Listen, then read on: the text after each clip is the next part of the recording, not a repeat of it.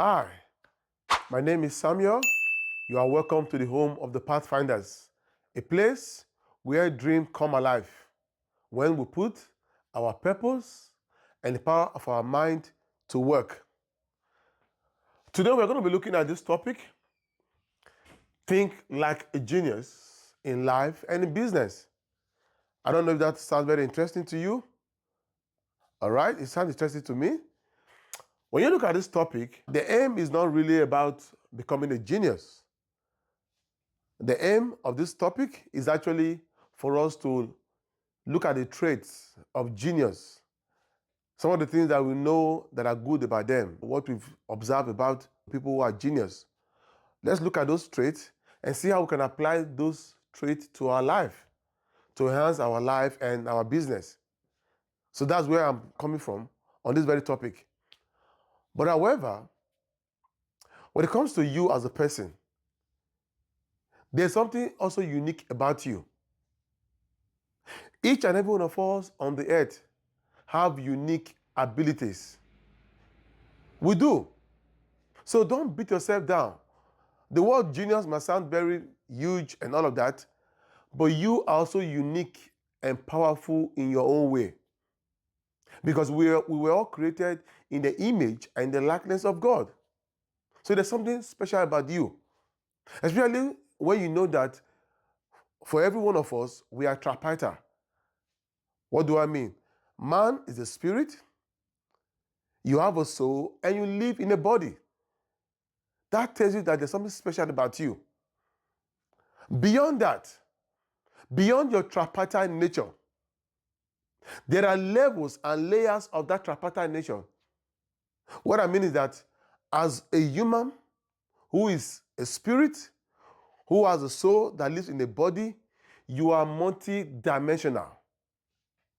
You are a multi-dimensional being. So if you look yourself in the mirror and you think all you know or see about yourself is the image you are seeing in the mirror, if you think that's all there is, no. That is not all there is. There's something beyond just what you see in the mirror. But the challenge is that most of us will not take the time to know ourselves, to have a date with ourselves, to align ourselves with our true being. We don't. We don't take the time to observe and to become conscious to know how you can begin to unfold the gift God has put in you. There is so much gift in the inside of each and every one of us. There is so much gift. But we don't take the time to ponder, to reflect, to become aware, so that we can now begin to unravel those gifts. So if you look at the mirror, okay? If you look at the mirror, you're not seeing an image. You are seeing somebody who has a multidimensional ability, a multidimensional gift. And that can only come when you take the time to reflect on yourself and become aware of who you are and live that person that you are. So I want to challenge you today. When you look at the mirror, I don't know what people have told you. I don't know what you've seen about yourself. I don't know how you see yourself. You feel, because this thing is not working for me, I've had so many disappointments, it shows that I don't have much going on for me. No, you're wrong. There's so much going on for you. You are a tripartite man and a woman. You are multi-dimensional. There is multi-facet of who you are. Only if you can just take the time to know you for you. Because most people don't do that. So I just want to let you know that you have that nature, you have that ability. So there's something unique about you. So don't be just focused about the word genius and all of that. No. There's something. There is also a kind of a genius in you. It might not be revealed to the world. It might not be known to everybody, but there's something special. A special ability that you have. I'm telling you this because that is my story. When I look at myself in the mirror years ago, I just thought all I knew about me was just Samuel. But as I began to reflect on myself over time, I began to understand that there's something beyond what I see in the mirror. I'm not saying this out of pride or out of just exaggeration. I mean every sense of word I'm telling you. No, I do. I do mean it. So I am still unfolding. I'm still unfolding. You see what I'm doing now? I have wanted to do this for 14 years of my life. I desire to just empower people. But I never felt I could do it until I took a step of boldness and walked into what I was born to do. So, whatever I'm telling you, I can only give you what I have. I can only tell you a bit of my story to inspire you. Some of you who watch my video, most people do know me around. And if you don't know me, this was not the Samuel that was, that was in Sydney 12 years ago. The Samuel that you come to know now is different. Okay? All right. So I hope that we encourage you and see yourself, never beat yourself down. All right. We're going to look at what we have right here. We are looking at our life from the eyes and from the spectrum of a genius to see how we can learn from the traits they have in their life, to use those traits to become an inspiration or a model for us. This very first one, so one of the traits I have observed over the years about genius, as we all know, there are a lot of geniuses out there, a lot of them, both dead and alive. So I don't want to mention names for today. There's just a lot out there. Scientists and people who has done amazing things, there are a lot of them. But there's one guy that is very fascinating, that is very fascinated to me, which is Einstein. So this very first one is the quote from Einstein. And he said this: "We can't solve problems by using the same kind of thinking that created them." I don't know what you think. Isn't that deep? Isn't that deep? Einstein. Albert Einstein. So he did this quote. So what does that mean to us? So if we, in our life, in our business, when we have problems, when we go through issues in life, do we always want to solve our problem with the same thinking that created that problem? So what this quote is challenging us to do is that whenever we see ourselves in any kind of problem, if you have a business that is not going very well, if you are in the part of your life trying to excel and succeed in life and it's not working out for you, think out of the box. Think out of the box. Begin to brainstorm and begin to approach your life, not in the direction of how those problems were being created. And a typical example to this effect is, for example, marriage couples. If you are married and you know that you're having issues in your marriage, and a lot of the time, both couples are actually very good at pointing fingers at each other. You are the cause. You are the problem. I am the cause. I am the problem. That sort of back and forth backslash. Don't do that. So what you need to do, if you want to solve such problem, you might need to think out of the box. Look outside and see, okay, is there something I'm not doing right in this marriage? Okay, what can I do now? Can I watch some videos about marriage? Can I attend seminars? Can I speak to somebody, a pastor? Or can I have a marriage coach or something? Because in life, you can't know it all. You cannot know it all by yourself. So think outside the box. Buy books. There are different books upon books that talks about how to live a successful marriage life. So whenever you are having a problem, no matter how good you think you are, there might be a missing link somewhere. And only you can fix that missing link. But that will only happen when you think outside the box. And that applies to business too.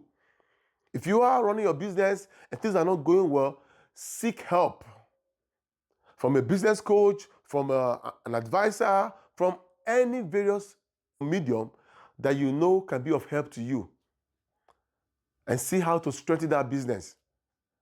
And I believe that when you do this, there will be better results. As you seek help, think out of the box, Perhaps it could also be inwards. Maybe your workforce in your business. Maybe you need to apply some different strategy, some other mode of operation, or just look at other models of operation that works somewhere and find a way to adapt those model of business to run your business with. So because I know that there's always a solution for every problem.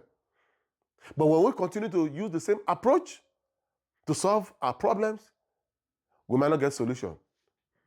So take your time to look and think outside the box to solve your problem. All right, the second thing we also want to look at is genius ask seemingly foolish questions. I don't know how that sounds to you. So one of the things I've seen about people who are high intellectual, people who have actually amassed success, who has achieved success in their life, they are people that have a sense of reflection. They are very curious on certain issues. If you look at the major innovations on the earth that you see today, both in science, in the arts, in sport, and all the rest, are people who were curious to think and to look at issues and see, okay, what am I not getting right here? And each time they ask those questions to themselves, it will always look foolish. It will always look foolish. And that is when you begin to find better way of dealing with some issues. A typical example, we are very familiar with the law of gravity. Okay? The law of gravity by Isaac Newton. In a particular fateful day, Isaac Newton was sitting under an apple tree. And all of a sudden, an apple fell. When that apple fell down, he looked at the apple. Okay, why did this apple fall downwards and not sideways or the other way? Assuming Isaac Newton asked people who were around, okay, and asked people that were around the same day, oh, gentlemen, why do you think this apple fell down? Right up, just downwards. You know what they will say? They will think that you are foolish. People will tell you that, what are you asking? This is normal. Apple always just falls from the tree and falls down. So why are you asking me? It's foolish. Does that make sense to you?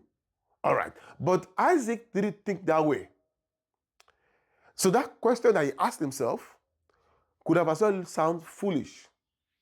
So sometimes when we want to solve our problem, when we want to create some ideas or to create some businesses, sometimes some of our thinking needs to be foolish. It needs to seemingly sound foolish. When you look at how the Facebook, the Uber, and Airbnb, for example, these were ideas that sound foolish. They sound foolish. Especially like Facebook. Why will I, a grown-up man, want to put my picture on the computer for everybody to see and believe that someday people will want to pay money? People want to pay money to look at my pictures. Is that not insane? People will now have to pay money to advertise when they come to look at my pictures on Facebook. So whatever ideas you have, whatever problem you want to solve, sometimes it might require you to seemingly ask foolish questions in a way to solve that problem or in a way to create a solution over that problem. So if you want to go into any new area of business, you might not need to think straight, think linear. No. You might just need to ponder a little bit and see how you can think outside the normal thinking, how you can also think outside the box that might look seemingly foolish, and you will be able to create something. You're able to create something. So the last we have on the list is make complex problem simple. Make complex problem simple. This is one of the unique traits of genius. Why are most people called genius? They are just people who are able to make complex problem becomes simple. And I began to look at these very traits. Make complex problems simple. So why do they really have the capacity to do that? So whenever there's a complex problem, they are the ones that actually solve the problem. So why is it them? So I actually thought about it. And I began to understand that they are the people who are actually on purpose. The only way you and I can make complex problems simple is when we are living a life of purpose. And I don't know how long I'm just going to encourage you to be on that path where you can actually solve problems that look very complex to other people. As I told you before, you are not just a man whose image you see in the mirror. No, you are not. You are a man who is a spirit, who has a soul that lives in a body. Beyond that tripartite nature is also the fact that you are a multi-dimensional being. There's a multifacet of your creation. You are a wonder. So whenever you are living a life of purpose, you will not begin to solve complex problems. That is when the multi-layer, the multi-dimensional part of you begin to unfold. So you cannot live a life of purpose and not solve problems. No. In short, the work of purpose, I've said this before, the work of purpose is when you solve problems. When you do what? Solve problems. So when you take your time and when you decide to take that step today to live a life of purpose, you will be solving problems. Living a life of your career, of your profession, or your paying job, they're very different. Very different. When you actually know what you were created for on the earth, and you live every day of your life to live on that course, you will solve complex problems. So don't beat yourself down. There is so much in the inside of you. You are great. You are powerful. There is so much God has put in the inside of you. If you don't live a life of purpose, you will not be able to unravel those gifts in the inside of you. There is something in the inside of you. Actually, when you begin to live a life of purpose, you know what you've done? You've hit the well of your life. Purpose has a well.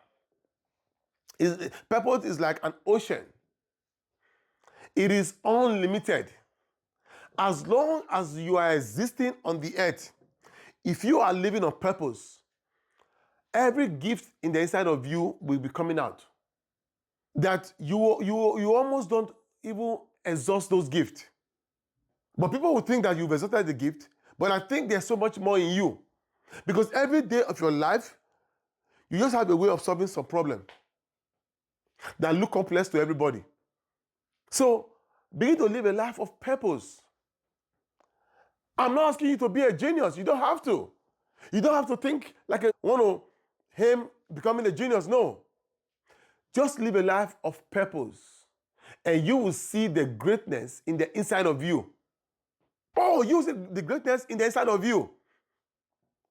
If I'm standing here today, I'm somebody that is yet unraveling, unfolding. No, if you think you've seen me, you know me, define me by what you see on this video or anywhere else, you're wrong. You're wrong. There's something just inside of me that is unraveling. There's something. And God has put something in the inside of each and every one of us that can change the course of history. That can be a great blessing to a lot of people, to your generation. I was saying some time ago about human rights and birthright.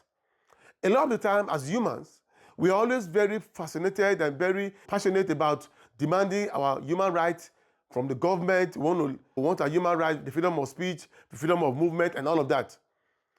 But do we also think about our birthright? Do we also know that our generation is asking us to live our birthright, which is your purpose?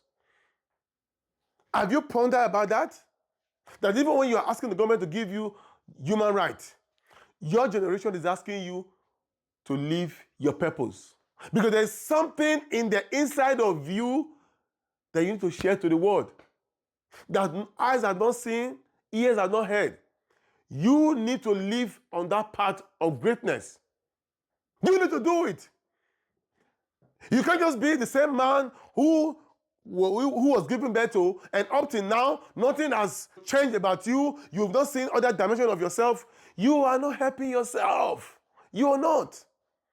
I know that I've started working my work of purpose, and I'm heading somewhere. I'm heading somewhere. So very soon, there's something I want to bring to you.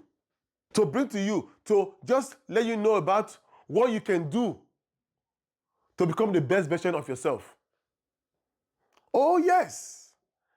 Because we think that when we look at the mirror, who we see is what we see in the mirror. No. There is a multi-layer and multifaceted, multidimensional part of you that is unraveling. So take the time, make that decision to live a life of purpose now. And when you do that, you will be able to solve complex problems. I don't know if that makes sense, but I believe you do. All right, so this is the end of this video. Thank you for watching this video. I believe that as you begin to ponder over what we just shared today, you'll be able to add these various traits to your life and see how you can apply them and have the result that you desire. Thank you, and I'll see you next week. Have a great day.